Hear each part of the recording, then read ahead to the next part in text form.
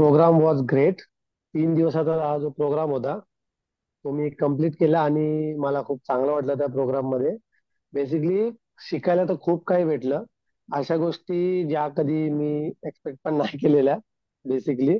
आणि खूप जास्त होत्या. बेसिकली मला त्याच्यामध्ये माहित पडलं की आपल्याला पहिल्यांदी जेव्हा फायनान्शियल गोष्टी जर शिकायच्या आहेत आणि पैशाबद्दल काही पण गोष्टी शिकायच्या आहेत तर त्याच्यामध्ये आपण कुठल्या कुठल्या गोष्टीवर लक्ष दिलं पाहिजे.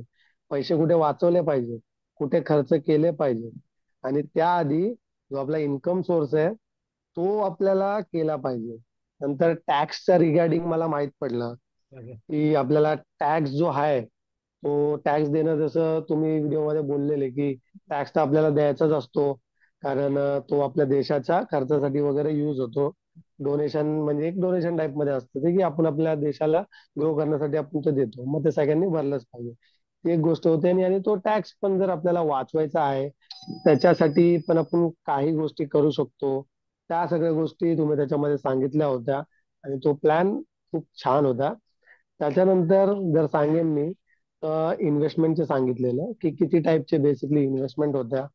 जेव्हा तुम्हाला इन्व्हेस्टमेंट करायचे आहेत तर काय काय केलं पाहिजे, स्ट्रॅटेजी काय काय असू शकतात त्याच्यामध्ये. पैसे वाचवून तुम्ही तुमच्या किती टक्के सॅलरी जेव्हा येते तुमच्याकडे तर त्याच्यामध्ये तुम्ही किती टक्के सॅलरी वाचवली पाहिजे. तुमचे जे वॉन्ट्स आहेत त्या सगळ्या गोष्टी कुठे कुठे केले पाहिजे, त्या सगळ्या गोष्टी याच्यामध्ये माहित पडल्या. म्हणजे बेसिकली या पूर्ण कोर्स मध्ये पूर्ण जर कुणी हा बघितला बेसिकली तर त्याला एक असं चांगला पाठ भेटून जाईल की हा बाबा ओके, मला फर्स्ट आधी हे करायच्या गोष्टी, त्याच्यानंतर ह्या करायच्या. मग तो सुरळीत त्या गोष्टींनी ऑटोमॅटिकली निघून जाईल. सांगायसारखं तर खूप काय, टाइम कमी पडून जाईल आपल्याला. त्याच्यामध्ये सांगितलं तर मी खूप चांगल्या गोष्टी. आणि फायनान्शियल म्हणजे पैसे ट्रॅकिंग करायचे आपले, कॅल्क्युलेट करायचे. नंतर कुठे खर्च होतोय त्याला ट्रॅक केलं पाहिजे. म्हणजे वायफळ जे पण काही खर्च आहे ते कसे वाचवले पाहिजे. आणि लोनचं सांगितलेलं, मेन गोष्ट तर लोनची सांगितलेली की जर आधी लोन आहे आपल्याकडे तर ते लोन आधी तुम्ही घालवा. जेव्हा लोन जोपर्यंत आपल्यावर असणार तोपर्यंत आपण पुढे नाही जाऊ शकणार. जरी आपल्यावर लोन असलं तर ते कसं घालवलं पाहिजे त्या सुद्धा ट्रिक खूप चांगल्या प्रमाणे त्याच्यामध्ये सांगितल्या आहेत. तर ते पण मला एक माहित पडलं त्याच्यामध्ये.